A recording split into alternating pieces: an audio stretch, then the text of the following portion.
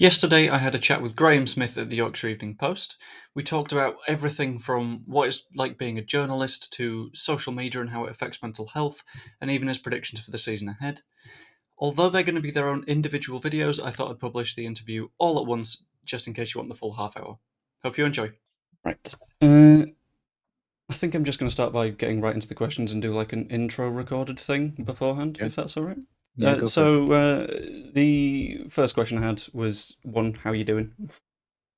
Yeah, I'm all right.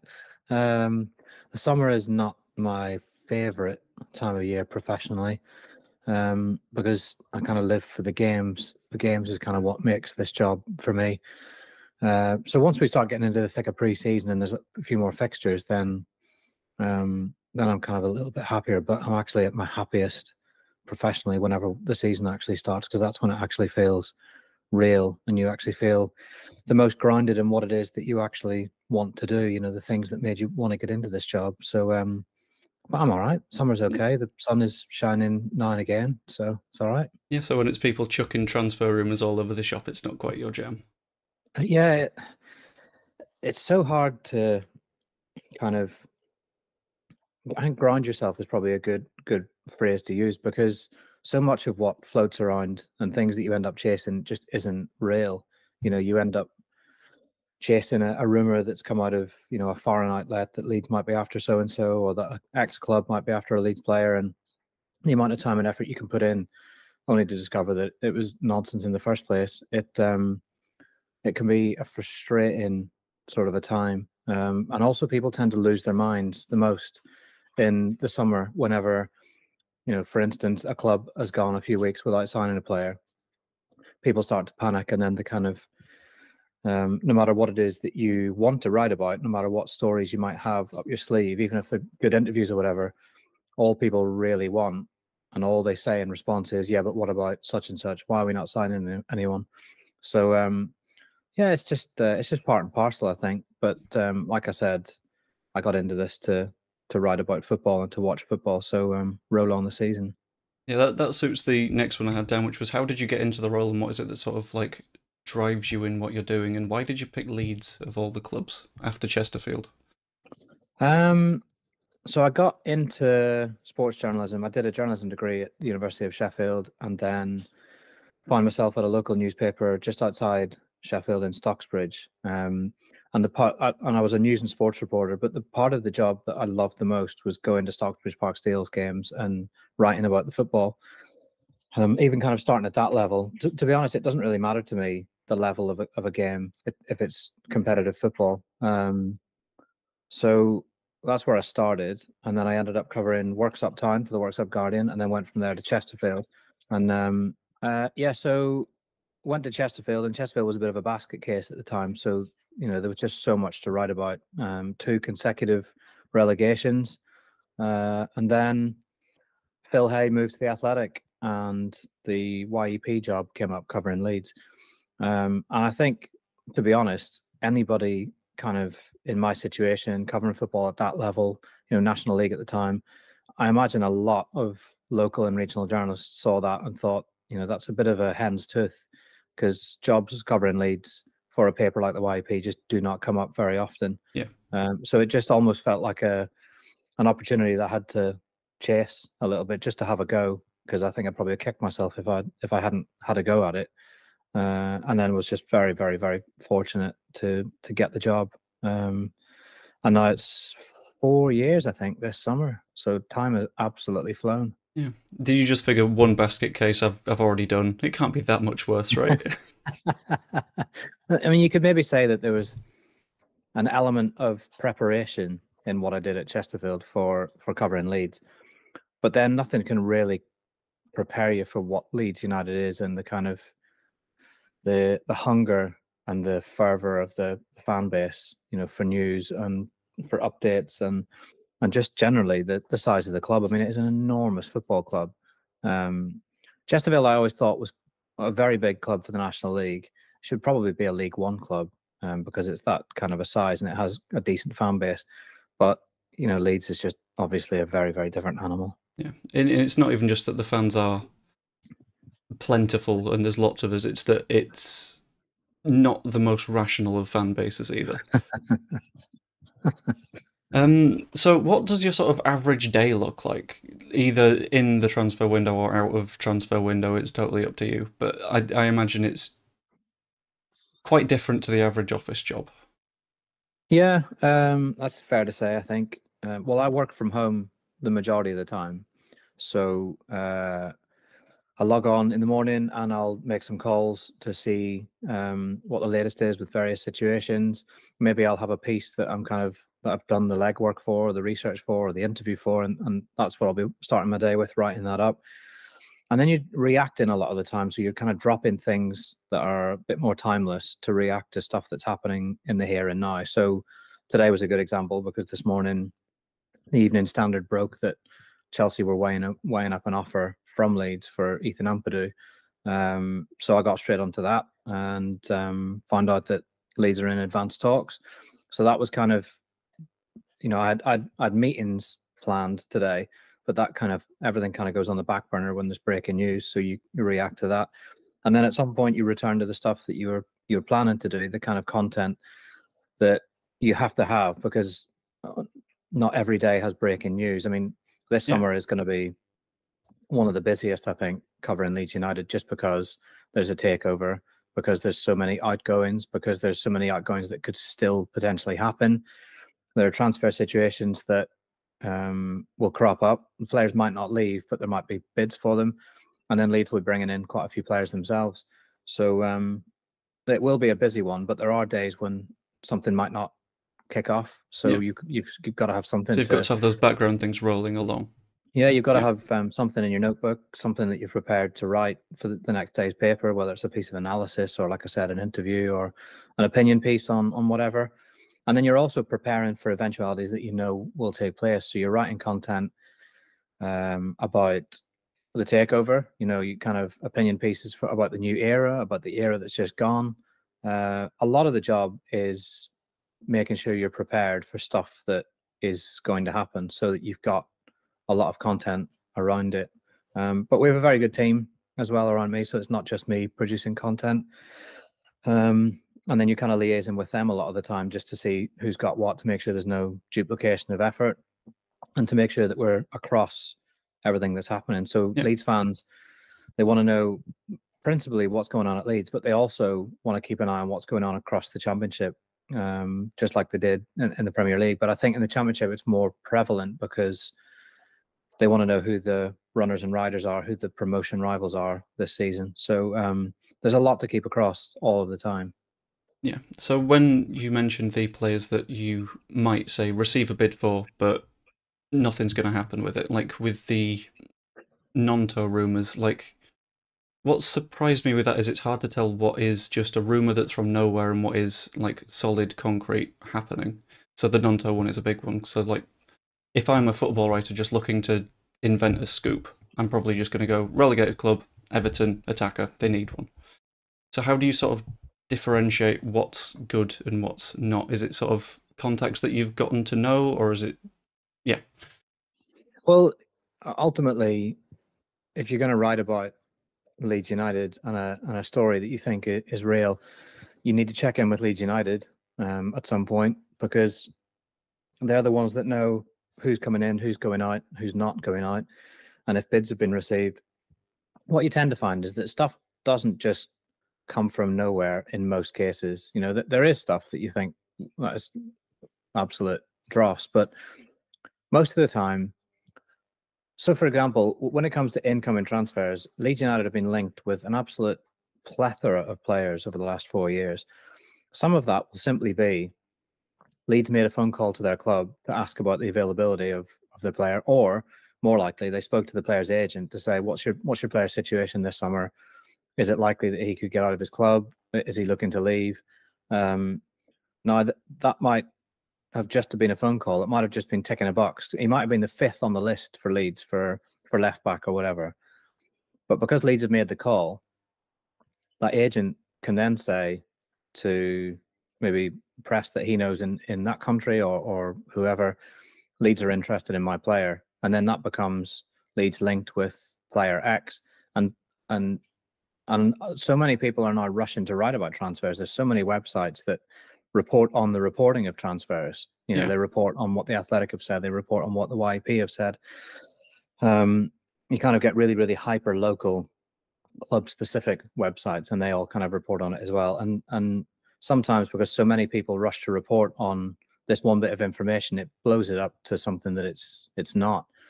So you really need to make sure that you've checked in with sources who actually know if this is a possibility and if this could actually happen. And I always feel it's better that people know that if you're writing about something, then they can trust what you're saying. So Yeah. the scattergun approach of writing about every single player that's linked to the club just would not work for someone like the YEP or BBC Leeds. Now, all of those kind of institutions still have to cover rumours, because rumours is such a big audience driver every summer. And even if supporters know that it's rumour and it may not ever happen, a lot of people still seem to like that stuff. I mean, it's not Yeah. to my taste personally, but a lot of people like that stuff. But as kind of the club writer, as a chief football writer, you have to be fairly selective in what you write about, because if you write about 8 players who have been linked to the club and none of them arrive at the club, then people soon start tuning out from what it is you're saying and what you're writing. So I think speaking to people who know is kind of the key, so that you're not led down the garden path by stuff that emerges elsewhere. It's very useful for players to be linked to Leeds. It's useful for their club if they're trying to drive the price up.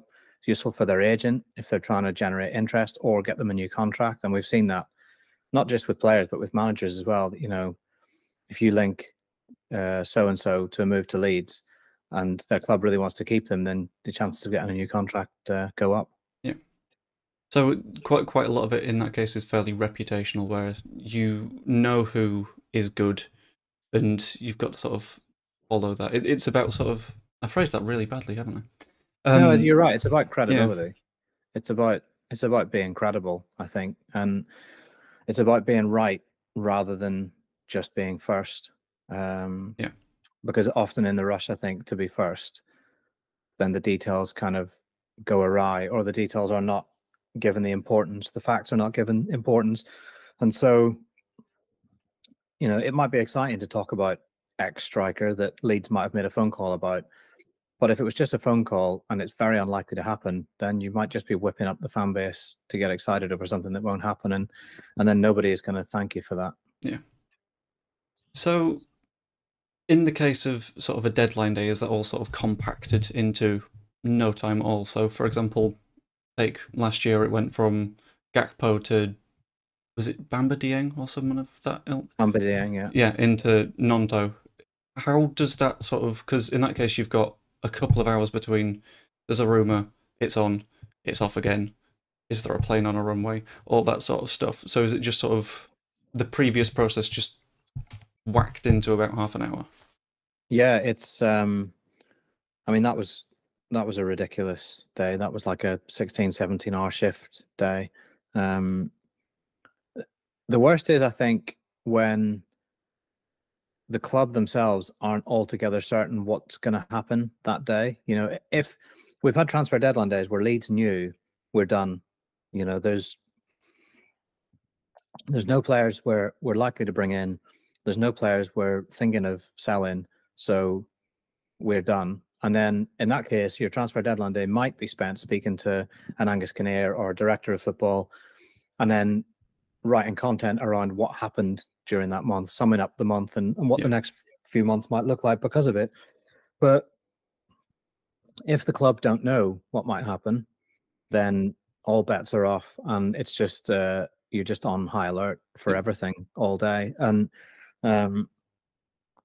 we recorded a podcast when Bamba Dieng was supposedly on his way, when the owner of the club had told fans to welcome Bamba Dieng, and then Bamba Dieng doesn't get on the plane, Yeah. and he goes somewhere else, and he fails a medical, and it was just incredible, really. It all felt very chaotic.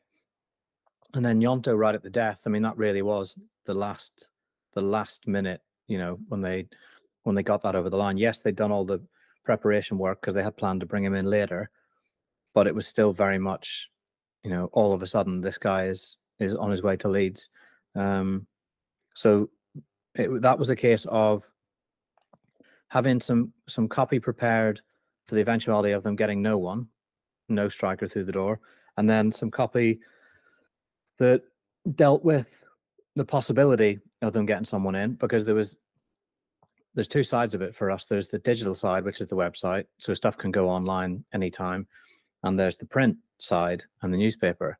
And because it was getting so close to deadline, in fact, I think our paper deadline passed before Gnonto had been, officially confirmed and announced by the club, because I don't think that happened until like after midnight, possibly, if memory serves. If I remember right, I was also writing that day because I've picked out a fairly specific memory of one of the editors that I work with wasn't working deadline day itself, but sort of hopped in the evening and like hadn't kept track of anything on the news. So when I said I've got this piece written about Gnonto, they said, "Wait, what happened to Gakpo?" Because it had just moved so quickly. I think it was firmly after the deadline that they announced who it was that was moving, I think, because it was like a deal slip sort of thing. It felt, I'm sure it was like half an hour after the deadline, but it was certainly after our paper deadline that he was confirmed. So I had written something that said basically Leeds United were attempting to bring in Willy Gnonto as the deadline loomed last night for the paper, so that the paper comes out the next day. The worst you can have really is the paper coming out the next day and you saying the deadline passed and Leeds United had no player, because then obviously Gnonto happens half an hour later, and your paper is rendered a lie. Everyone picks it up on the newsstand, and by that stage they already know because they've all been on Twitter or Google or whatever. So that was a tricky one, having different pieces prepared. I think I had 3 versions of the kind of the long read that went in the paper, written and prepared, and the last of which was written in the last kind of half an hour, 45 minutes. But we got there in the end, and thankfully that was okay. I think the worst would be just if Gnonto had come completely out of the blue, like one of those Liverpool transfers that they've managed to pull off in recent times, where they just announce it and nobody had it. That would have been a nightmare. Yeah, that would have been really fun, especially if it's already past like various deadlines for publication. It sort of makes everything a bit pointless. It's absolute nightmare fuel, them signing a player unannounced after the transfer deadline.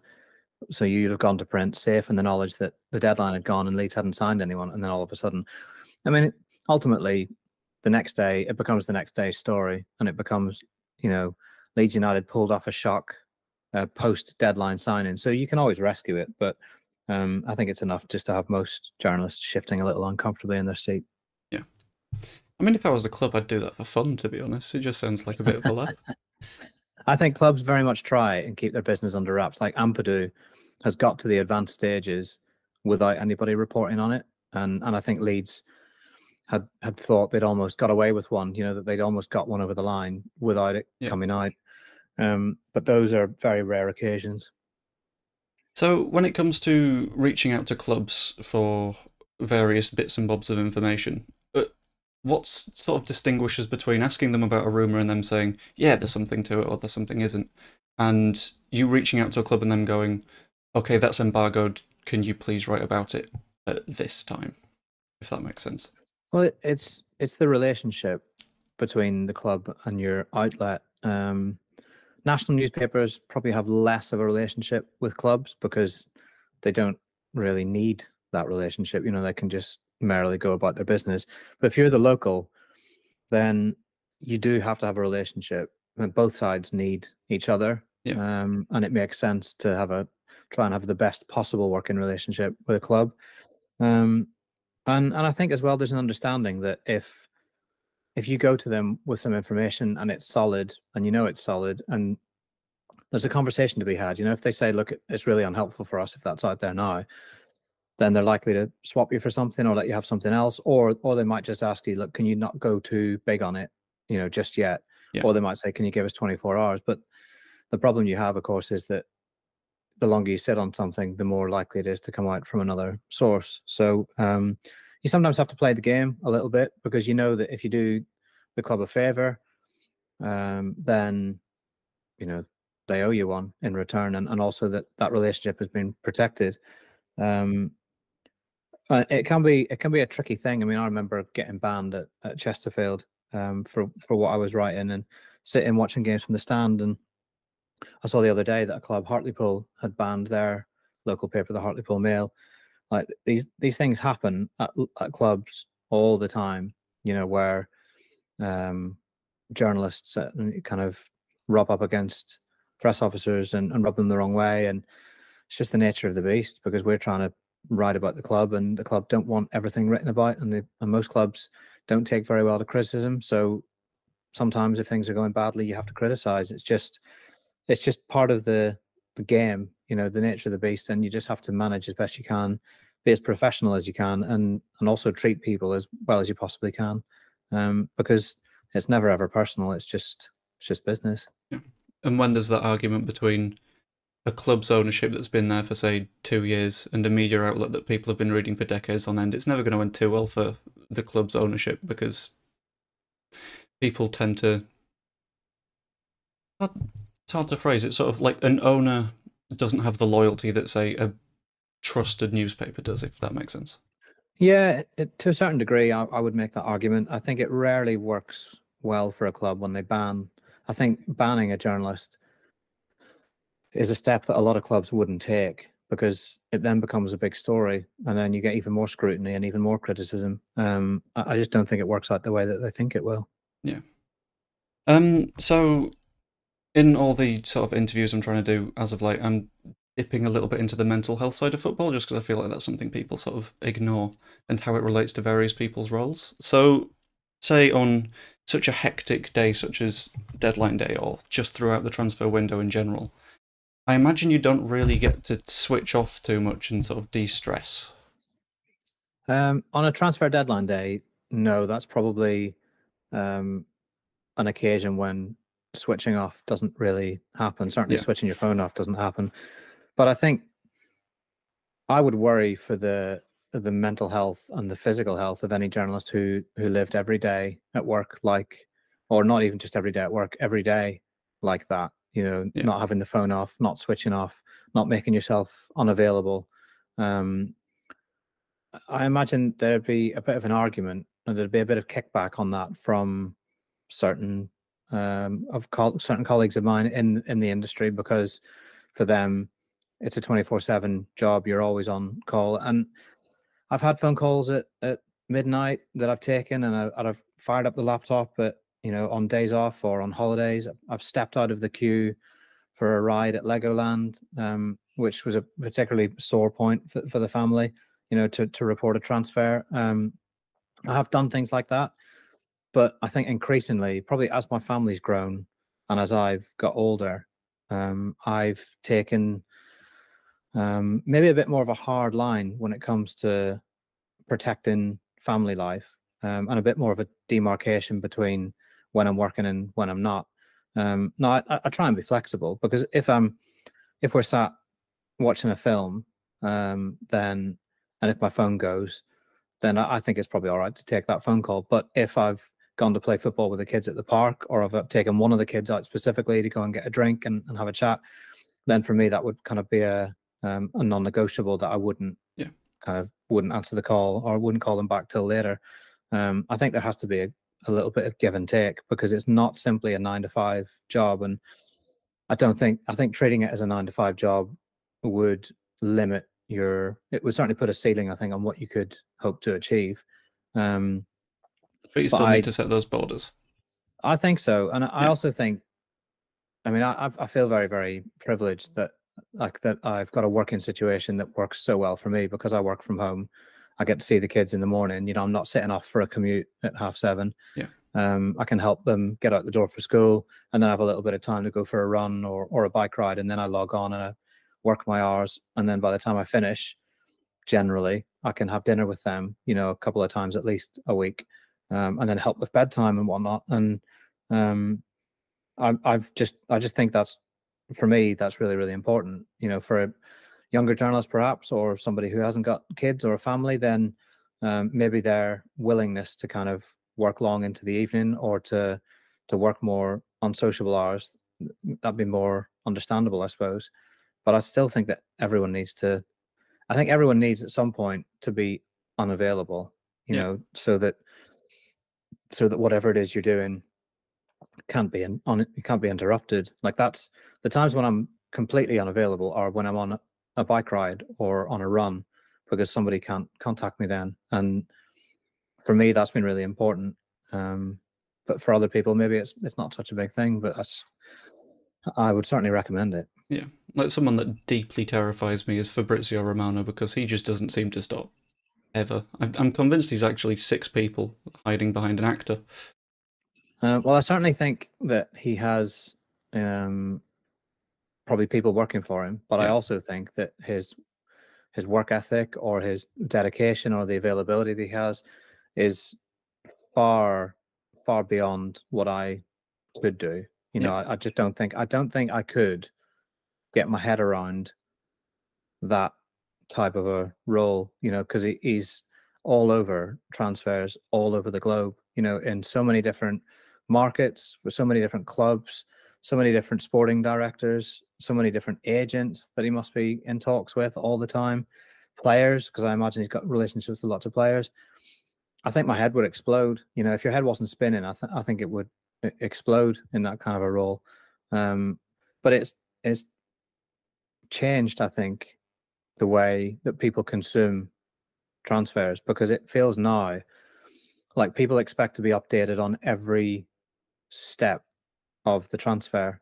They want to know if it's moved from just talks to advanced talks. They want to know if the advanced talks have reached a deal. They want to know if there's a sell on. They want to know when the medical's booked for. They want to know if personal terms have been agreed. They want to know when it's going to be announced. And I think because that information is now being delivered on so many big deals by journalists like Fabrizio Romano, then it's almost changed the way people consume it. It's no longer just Leeds United are interested in this player, and then a week later, Leeds United confirm, the arrival of whoever. Yeah.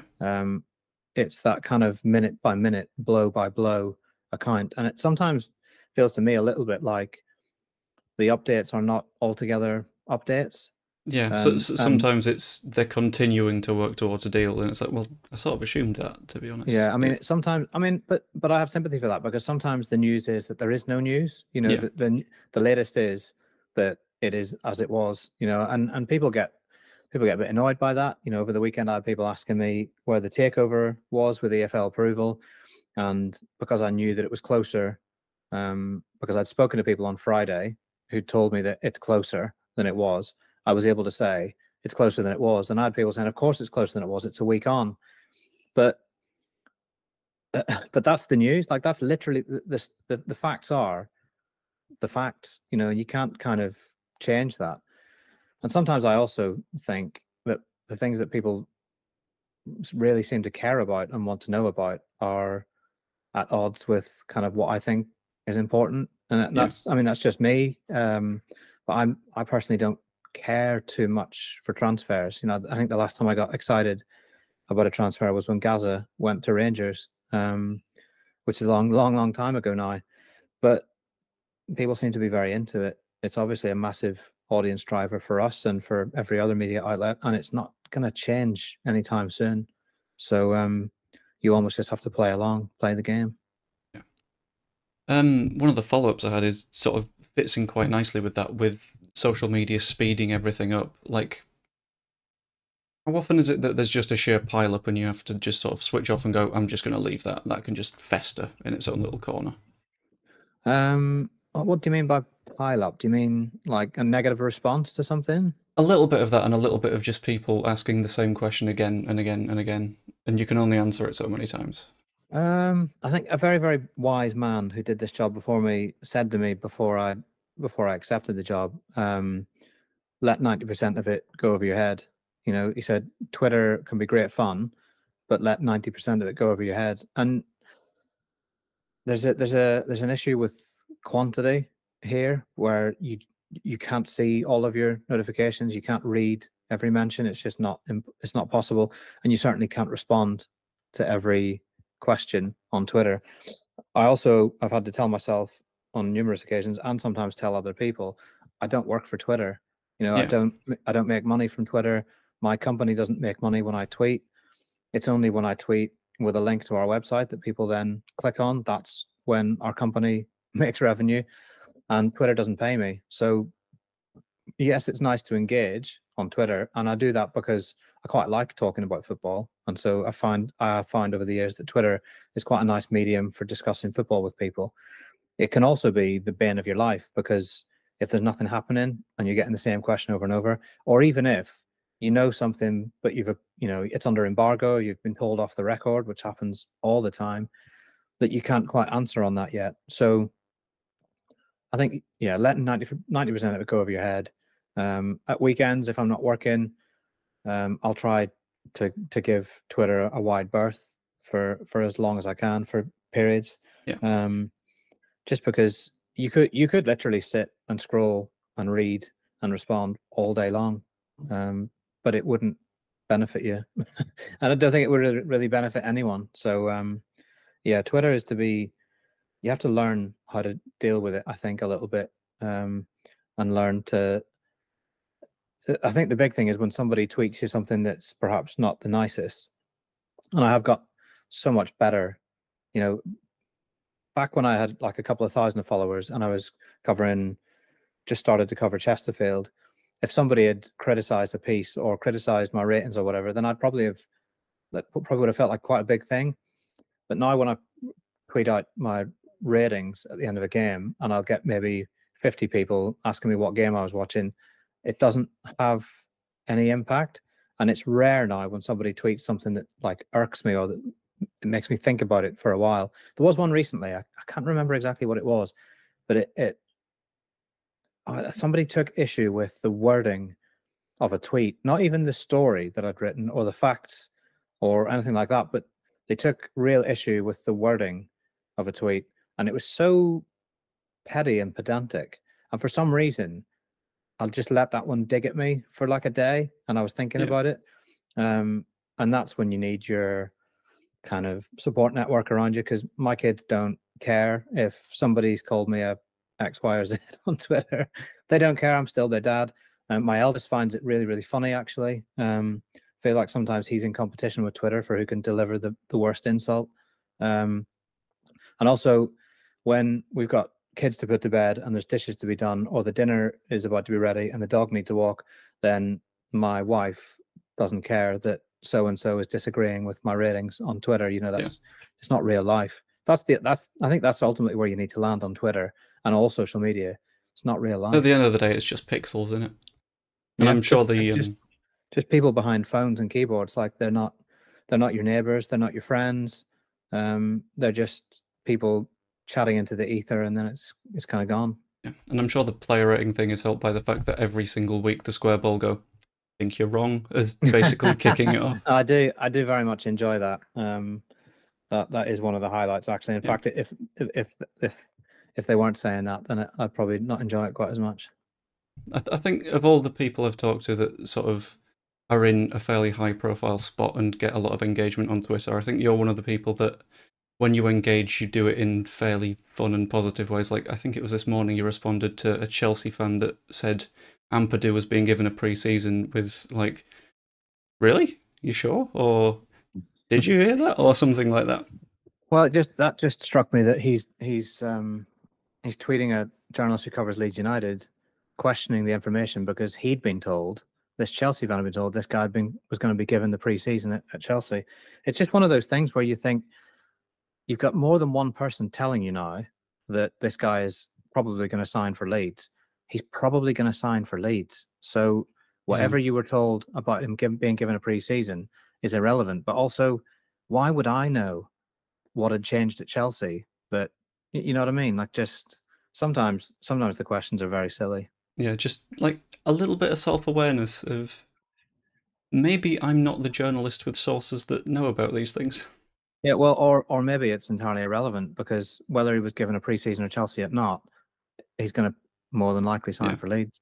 But that said, wouldn't want to paint all Twitter as, you know, people just asking inane questions.